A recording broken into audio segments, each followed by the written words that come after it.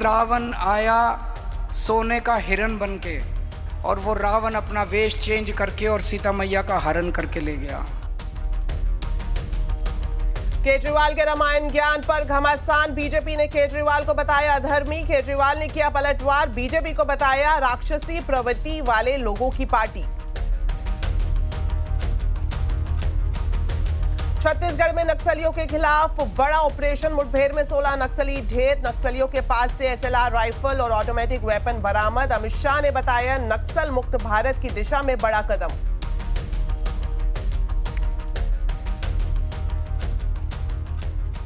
तो अमेरिका में दूसरी बार ट्रंप युग की शुरुआत हो गई है। डोनाल्ड ट्रंप ने अमेरिका के 47वें राष्ट्रपति के रूप में शपथ ले ली है। ट्रंप दूसरी बार अमेरिका के राष्ट्रपति बने हैं। अमेरिका के राष्ट्रपति पद की शपथ लेते ही ट्रंप ने कहा कि अब अमेरिका के स्वर्णिम युग की शुरुआत हो गई है। ट्रंप ने मेक अमेरिका ग्रेट अगेन का नारा एक बार फिर से दोहराया और कहा कि अब कोई भी देश अमेरिका का इस्तेमाल नहीं कर सकेगा। हम अपनी संप्रभुता को बनाए रखेंगे और अब अमेरिका में घुसपैठ भी नहीं होगी। The golden age of America begins right now.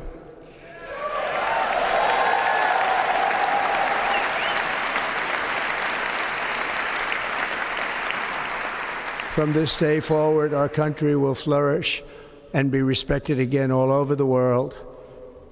We will be the envy of every nation, and we will not allow ourselves to be taken advantage of any longer.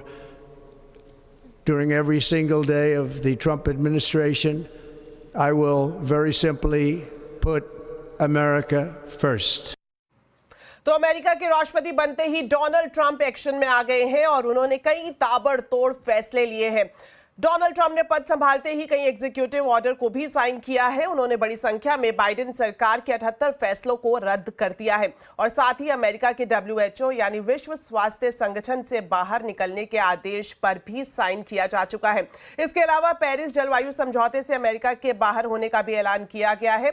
2021 में कैपिटल हिल पर हुए हमले के दोषी 1500 लोगों को माफी दे दी गई है और साथ ही गल्फ ऑफ मैक्सिको का नाम बदलकर गल्फ ऑफ अमेरिका कर दिया गया है। यूएस मैक्सिको सीमा पर राष्ट्रीय आपातकाल घोषित किया जा चुका है। ट्रंप ने मैक्सिको और कनाडा पर 25% टैरिफ लगाने का भी ऐलान किया है। तो अमेरिका का राष्ट्रपति बनते ही डोनाल्ड ट्रंप ने भारत की चिंता बढ़ा दी है। दरअसल ट्रंप ने स्पेन समेत ब्रिक्स देशों पर 100% टैरिफ लगाने की धमकी दी है। ब्रिक्स में ब्राजील, रूस और चीन के अलावा भारत भी शामिल है। ट्रंप ने पिछले साल दिसंबर में ही ब्रिक्स देशों पर 100% टैरिफ लगाने की ओर इशारा किया था। Spain is very low. And yet, are they a BRICS nation? What? They're a BRICS nation, Spain. You know what a BRICS nation is? You'll figure it out. But, and if the BRICS nations want to do that, that's okay, but we're going to put at least a 100% tariff on the business they do with the United States. You know what the BRICS is, right? You guys know. Brazil, You know what I'm Russia. saying, right? प्रधानमंत्री नरेंद्र मोदी ने Donald Trump को America का राष्ट्रपति बनने पर बधाई दी है। उन्होंने सोशल मीडिया प्लेटफॉर्म एक्स पर पोस्ट किया कि ट्रंप के शासन में भारत और अमेरिका के संबंध मजबूत होंगे। प्रधानमंत्री मोदी ने लिखा कि मैं हमारे दोनों देशों को लाभ पहुंचाने और दुनिया के लिए बेहतर भविष्य को आकार देने के लिए एक बार फिर साथ मिलकर काम करने के लिए उत्सुक हूं। साथ ही उन्होंने ये भी लिखा कि आगामी सफल कार्यकाल के लिए बहुत बहुत शुभकामनाएं। तो डोनाल्ड ट्रंप भारत के लिए चांस है या फिर चैलेंज, और ट्रंप की नीतियों का भारत पर क्या होगा असर? आज आवाज अड्डा में इसी पर होगी बड़ी चर्चा। शाम 7:57 पर जरूर देखिएगा।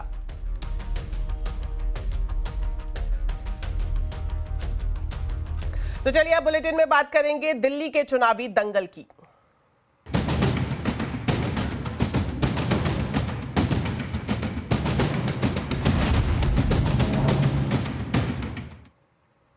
तो दिल्ली विधानसभा चुनाव के लिए बीजेपी ने अपने संकल्प पत्र के दूसरे हिस्से में केजी से पीजी तक मुफ्त शिक्षा का वादा किया है। संकल्प पत्र जारी करते हुए बीजेपी सांसद अनुराग ठाकुर ने कहा कि बीजेपी सरकारी संस्थाओं के माध्यम से छात्रों की पूरी शिक्षा फ्री करेगी। साथ ही घोषणा पत्र में ऑटो चालकों और घरेलू कामगारों के लिए कल्याणकारी योजनाओं और जीवन बीमा का भी ऐलान किया गया है।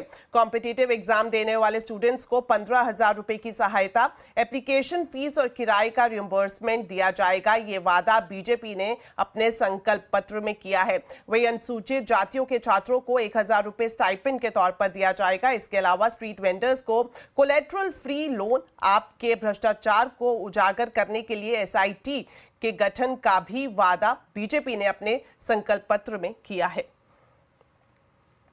दिल्ली के युवाओं के लिए राज्य की विभिन्न प्रतियोगी परीक्षाओं की तैयारी में उनको सक्षम बनाने के लिए एक मुश्त 15,000 रुपए की वित्तीय सहायता प्रदान करेंगे, ताकि वो प्रतियोगी परीक्षाओं के लिए अच्छी तैयारी कर सकें, उनके मां बाप पर कोई बोझ ना बने, हमारे दिल्ली के युवा शानदार रिजल्ट दे सकें और परीक्षा केंद्र की यात्रा की लागत भी और आवेदन शुल्क की 2 अटेम्प्ट तक प्रतिपूर्ति हमारी भारतीय जनता पार्टी की सरकार करेगी। ये वायदा है हमारा दिल्ली के युवाओं से, और दिल्ली के युवाओं से कहता हूं, ये मोदी की गारंटी है। तो बीजेपी के संकल्प पत्र पर अरविंद केजरीवाल का भी बयान सामने आया है। अरविंद केजरीवाल ने कहा कि बीजेपी मुफ्त शिक्षा बंद कर देगी। आम आदमी पार्टी सरकार दिल्ली में सबको मुफ्त शिक्षा फिलहाल दे रही है। सरकारी शिक्षण संस्थाओं में दिल्ली के जरूरतमंद छात्रों को मुफ्त शिक्षा दी जाएगी। स्कूलों में तो सबको मुफ्त शिक्षा मिल रही है, जरूरतमंदों को थोड़ी मिल रही है, सबको ही मिल रही है। तो इसका मतलब ये सबको अब मुफ्त शिक्षा बंद करके जरूरतमंदों को देंगे। इसका मतलब लोग इनके नेताओं के घर के चक्कर काटेंगे कि मेरा भी मुफ्त करा दो जी, मेरा भी मुफ्त करा दो जी। आज दिल्ली के 18 लाख बच्चे दिल्ली के सरकारी स्कूलों में पढ़ रहे हैं, सबकी शिक्षा मुफ्त है। आज इन्होंने घोषणा कर दी कि दिल्ली में मुफ्त शिक्षा बंद कर दी जाएगी। परसों इन्होंने घोषणा की थी दिल्ली में मुफ्त इलाज बंद कर दिया जाएगा।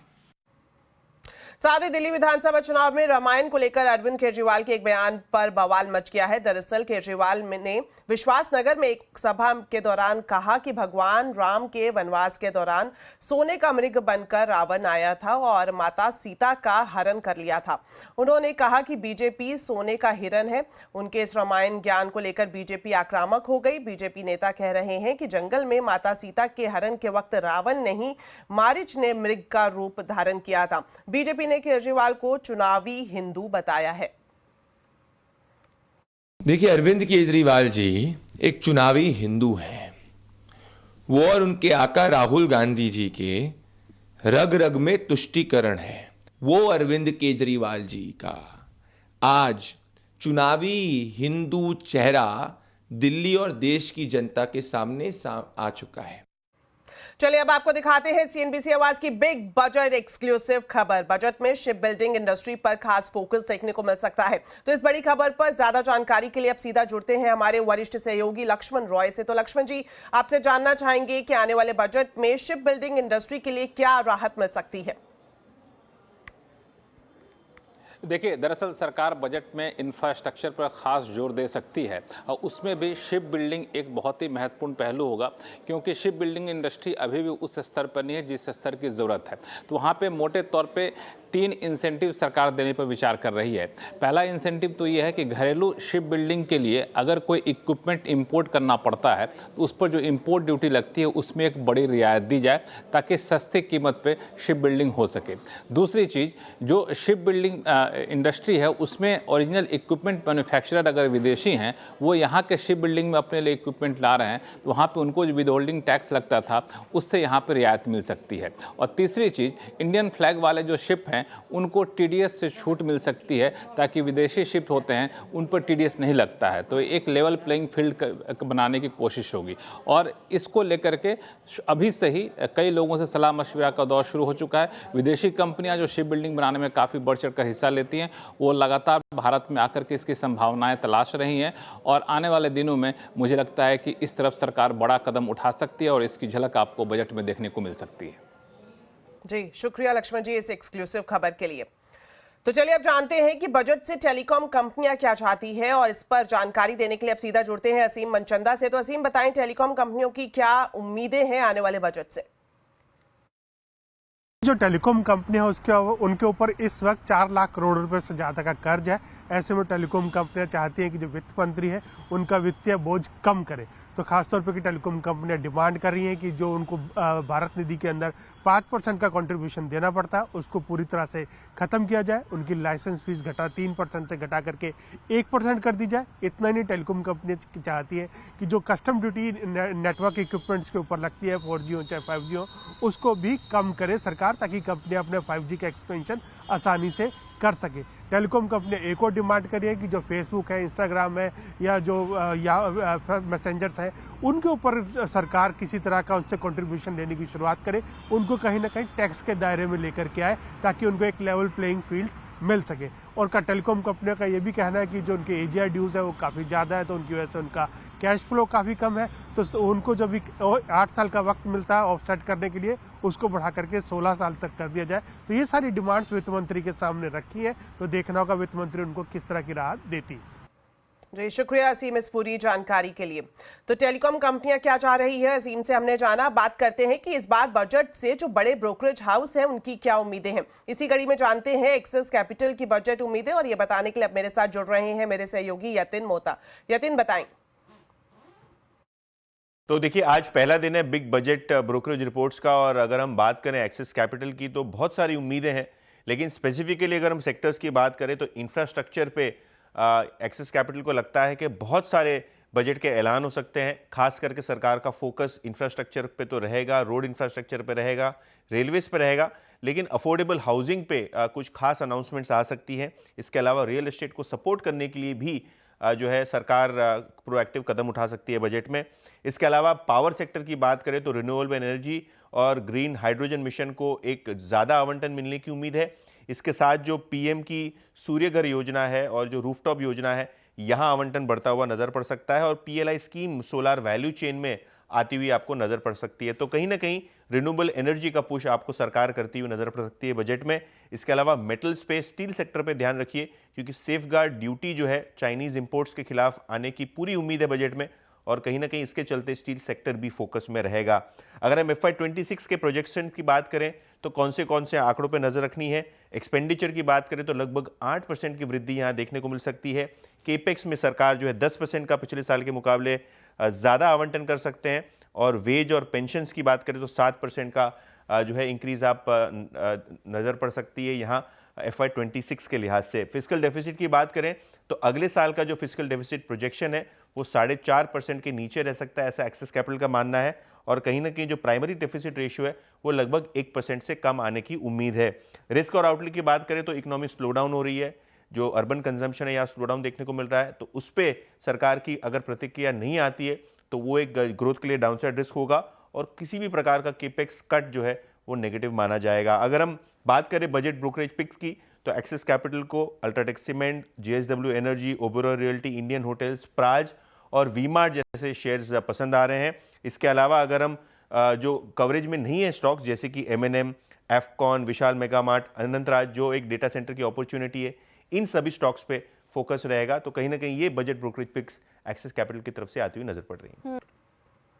थैंक यू यतिन इस पूरी जानकारी के लिए। चलिए अब बात करते हैं हमारी खास मुहिम की। बजट पर हम हर साल CNBC आवाज के जरिए आपकी आवाज बनते हैं, और इस साल भी हम आपकी आवाज को बुलंद करने जा रहे हैं एक खास कैंपेन के जरिए जिसका नाम है मेरा बजट मेरी आवाज, जहां आप अपनी बजट विश बता सकते हैं। आपकी ये बजट विश CNBC आवाज के साथ साथ हमारे सभी सोशल मीडिया प्लेटफॉर्म्स पर दिखाई जाएगी। तो किस तरह से आप अपनी वीडियो रिकॉर्ड करके हमें भेज सकते हैं, हम आपको ये बताएं, लेकिन उससे पहले हम आपको दिखाते हैं अपने दर्शकों की तरफ से भेजी गई कुछ budget wish.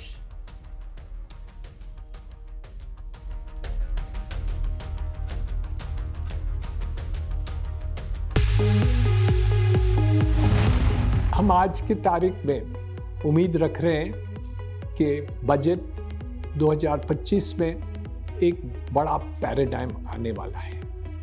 Real estate sector भी बहुत ही उम्मीद रख रहे हैं और समझते हैं कि इसमें कोई चेंजेस आएंगे जहां हमें घर खरीदने में आसान हो जाएगा।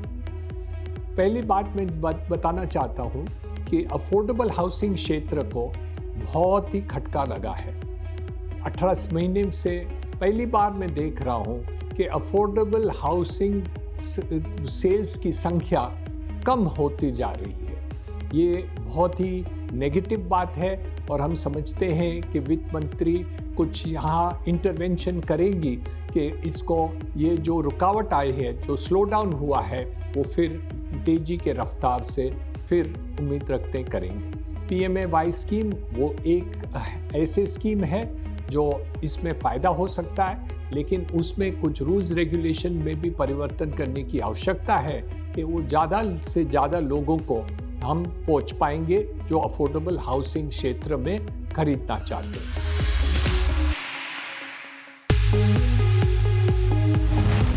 माननीय वित्त मंत्री से इस बजट में त्रिवेणी संगम की आशा है। अगले साल इस साल से भी कम वित्तीय घाटा हो और फिस्कल प्रूडेंस के पाथ पे जो आप चल रहे हैं उसे और आगे लेके जाइए। कंजम्पशन थोड़ा सबड्यूड है, सॉफ्ट है, तो टैक्स में रियायत देके कंजम्पशन को सपोर्ट करिए। अगले साल इस साल से भी ज्यादा इंफ्रास्ट्रक्चर में निवेश करिए ताकि इकोनॉमिक ग्रोथ को बढ़ावा मिलता रहे। निवेश ज्यादा करिए, टैक्स में रियायत दीजिए और फिर भी फिस्कल प्रूडेंस का पाथ अपनाइए। ऐसा त्रिवेणी संगम आए, ऐसी हमारी गुजारिश है। तो अगर आप भी चाहते हैं कि आपकी बजट विश भी CNBC आवाज के जरिए वित्त मंत्री तक पहुंचे तो इसका तरीका बेहद आसान है। आपको बस अपने स्मार्टफोन से 90 सेकंड तक का एक वीडियो बनाना है। बेहतर होगा कि आप वीडियो बनाते वक्त अपने स्मार्टफोन को वर्टिकल मोड में बनाएं और साथ ही इस बात का भी ध्यान रखें कि HD क्वालिटी सिलेक्ट करके ही हमें वीडियो भेजें और वीडियो भेजने के लिए हमारा नंबर है 7045220000। इस पर आप हमें व्हाट्सएप कर सकते हैं। साथ ही साथ वीडियो भेजते वक्त आप अपना नाम और अपने शहर का नाम लिखना ना भूलें। आपको बताएं कि आपका ये वीडियो CNBC आवाज के साथ साथ हमारे सभी सोशल मीडिया प्लेटफॉर्म्स यानी कि इंस्टाग्राम, फेसबुक, X और यूट्यूब पर भी पोस्ट किया जाएगा।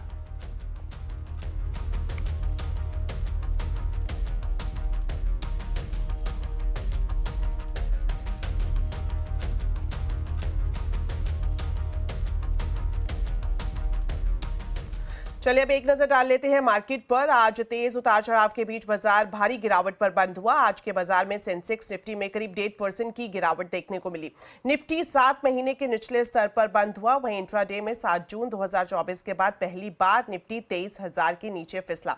सेंसेक्स की बात करें तो इसमें 1235 पॉइंट की गिरावट देखने को मिली। वहीं निफ्टी 320 पॉइंट फिसलकर बंद हुआ। Mid cap small cap shares में बिकवाली रही तो दूसरी तरफ BSE के सभी सेक्टर इंडेक्स में भी बिकवाली देखने को मिली। आज के बाजार में सबसे ज्यादा गिरावट रियलिटी, एनर्जी, PSE शेयर्स में रही और साथ ही ऑटो, बैंकिंग, IT शेयर्स की बात करें तो इनमें भी भारी बिकवाली देखी गई। तो बजट में वित्तीय घाटा लक्ष्य 4.9% से 4.7% संभव है। ये कहना है इकीगई एसेट मैनेजर के फाउंडर और CIO पंकज टिब्रेवाल का। हमारे से खास बातचीत में उन्होंने कहा कि अभी रिटर्न से ज्यादा कैपिटल प्रोटेक्शन पर ध्यान देने की जरूरत है। पहला कि वो ग्रोथ ओरिएंटेड बजट है कि नहीं। गवर्नमेंट ये ट्राई करेगी कि हम फिस्कल ग्लाइड पाथ में चलते रहें और जो 4.9 लास्ट बजट में हमने कहा था, हमारा अनुमान है वो 4.7 इस बार हो सकता है और आगे की 2026 में ये 4.5 के आसपास होगा। तो अगर फिस्कल ग्लाइड पाथ है तो ग्रोथ कहीं ना कहीं थोड़ा कॉम्प्रोमाइज हो सकता है।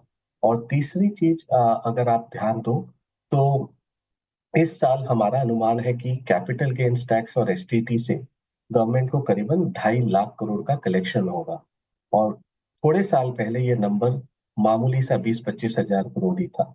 तो क्लियरली 10 गुना बढ़ोतरी हुई है और थैंक्स टू कैपिटल मार्केट्स, और इसके कारण हमारा पर्सनल इनकम टैक्स कलेक्शन काफी स्ट्रॉन्ग दिख रहा है।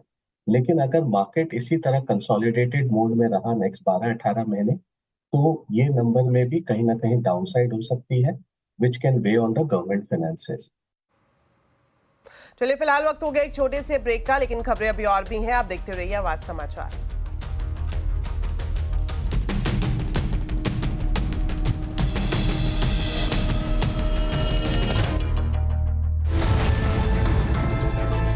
ओल्ड टैक्स रिजीम और न्यू टैक्स रिजीम के बारे में आप सुनते होंगे। आखिर क्या है ये और इनमें क्या अंतर है? दरअसल ओल्ड टैक्स रिजीम में आप कई तरह की छूट का फायदा उठाते हैं, जैसे 1.5 लाख तक के निवेश, इसके अलावा HRA और NPS एग्जेम्पशन। लेकिन अगर आप टैक्स प्रूफ जमा करने की झंझट से छुटकारा चाहते हैं तो सरकार नई टैक्स रिजीम लेकर आई है, जिसमें आपको 7 लाख रुपए तक की इनकम टैक्स फ्री होती है विदाउट एनी एग्जेम्पशन। सरकार ज़्यादा से ज़्यादा इस रेजिम में लोगों को जोड़ना चाहती है।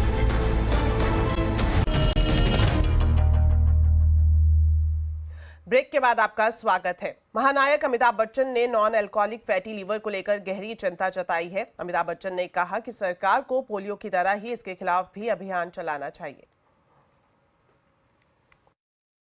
It took us almost 8 years of very healthy and strong campaigning to talk about those 2 drops that needed to be taken to cure polio.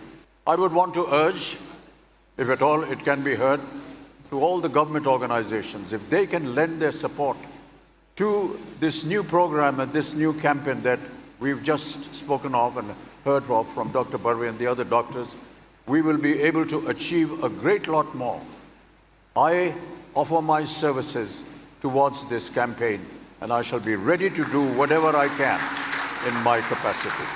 अगर हम पोलियो को हटा सके तो इसको भी हटा देंगे।